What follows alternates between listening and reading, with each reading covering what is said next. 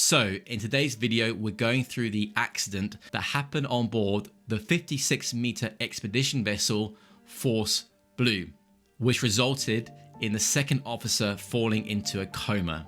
As we're on the topic of safety and security, I'd like to thank Surfshark VPN for sponsoring today's video. Surfshark VPN keeps your online identity safe by encrypting all of the information sent between your device and the internet. This keeps your personal data protected from big companies or cyber criminals. Surfshark has over 3,200 servers in 65 different countries. Did you know that airlines and hotels use different pricing for different countries? Use Surfshark to make websites think you're in another country and you might come across a cheaper holiday deal. A VPN encrypts your online data and helps to secure your personal information when you use free public Wi-Fi, like in airports, which can be a goldmine for hackers. Be sure to use our code SYC to get 83% off plus 3 extra months for free. Surfshark offers a 30-day money-back guarantee, so there's no risk to try it out.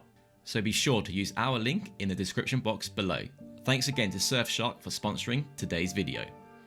Right, so I'll be going through the accident report which was issued by the maritime authorities of the Cayman Islands. If you'd like to read the report in full, I'll put a link to it in the description box below. So the motor yacht Force Blue arrived in Barcelona on the evening of the 23rd of April after a short voyage. The yacht berthed alongside in Marina Port Vell. On the morning of the 24th of April, the crew started work at approximately 0630 on daily housekeeping tasks, typical of the harbour routine for this type of yacht. It was decided that it would not be necessary to do a full wash down of the accommodation exterior, but rather a full wipe down would be undertaken to prevent water staining from overnight rain drying on the accommodation. The second officer and deckhand proceeded to wipe down the sun deck, which is located on the wheelhouse top. The deckhand was working on the port side of the funnel casing. The second officer was working on the forward area of the sun deck and was unsighted by the deckhand. In order to wipe down or wash the sloping bridge top, an extendable mop is provided. Fully extended, the mop is 4.3 meters in length, which is not quite long enough to reach the extremity of the sloping bridge top without leaning over the bulwark. It is likely that the second officer made use of the footrests on the observation chairs at the front of the sun deck to increase his reach when using the mop. This would have reduced the effective height of the forward bulwark to 0.66 meters. It is likely that when in this position, the second officer lost his footing and fell over the bulwark onto the sloping bridge top and over the starboard side of the vessel. The deckhand reported hearing a cry, and when he went to investigate, discovered that the second officer had fallen from the sun deck and had landed on the protective metal cage around a pipe in the quayside, a vertical distance of approximately 12 meters. The second officer was found to be unconscious and was taken to the intensive care unit of a local hospital. The second officer suffered severe head injuries with other associated trauma and spent several days in a coma. He is now expected to make a full recovery from his injuries. These are the preliminary investigation findings. The accident was not reported to the Flag Administration in the manner required by the Cayman Islands merchant shipping law. The yacht was manned in excess of the requirements of the minimum safe manning document at the time of the accident. Just so you know, so basically a safe manning document is issued by the vessel's flag state, and it basically states the minimal number of crew you must carry on board the vessel when in operation and the qualifications and certifications required for each of those crew members. And it's a minimum safe manning requirement. So in yachts, normally it exceeds the safe manning requirement.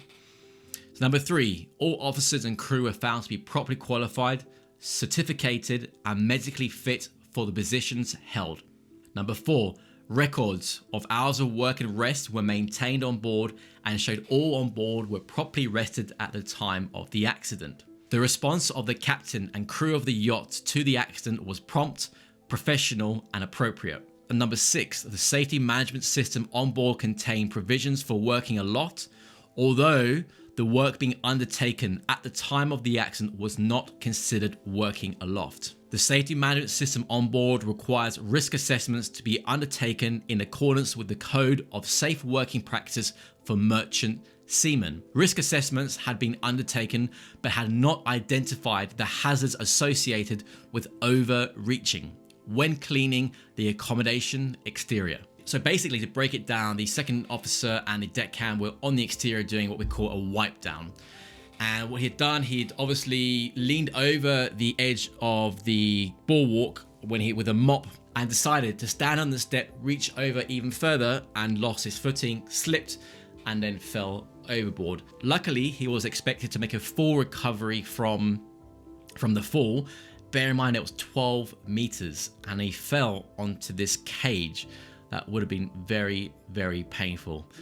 Again, no loss of life, but what's important about these accident reports is that we as crew members learn from them, and we learn not to make the same mistakes. We've all been there, even I've been there. We've taken silly risks. You've overreached. I've done it plenty of times in my time on board yachts, where you just want to reach that final bit with the mop or with the brush.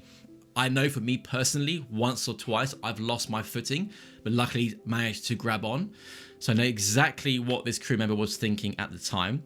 So what's critical about these things is, 99 times in 100, nothing's going to happen. And all it takes is that one time that you can slip, you can fall over, and you can seriously injure yourself, or even worse, kill yourself. This is why risk assessments are so important. This is why permits to work are so important. And just wearing the correct PPE, harnesses, safety lines, even for those hard to reach areas. I understand that you want the job done quickly. Doing a permit to work and getting harnesses can be time consuming, but instead of thinking of it that way, what I suggest you do, just have it planned as part of the cleaning routine, so it becomes second nature. So the whole idea with this is to create a safety culture on board. So any job undertaken, the first thing you want to do is, okay, what's the job? We need to wash the radar mast. First thing, permits to work, right? Who's going to do the job? Who's going to be the safety officer? What does a permit work say? What do we need to turn off? What safety equipment do they need? What else do we need to check? Who do we need to inform? All these things creates a safety culture on board. And don't look at it as like, a mundane task. Look at it as growing yourself, because eventually for the new crew, when you become officers, you will have green deckhands and stews looking up to you for guidance, for advice. And it's up to you to encourage that safety culture. So guys, I hope you enjoyed today's video. I hope you join me next time. See you and ciao.